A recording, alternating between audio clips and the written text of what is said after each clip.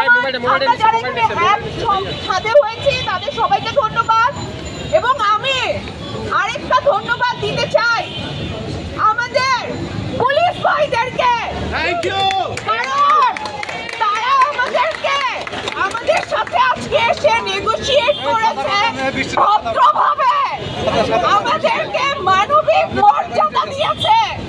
নাগরিক হিসেবে আমাদের সাথে কিভাবে কথা বলতে হয় সেটা করেছেন, চেষ্টা করছেন।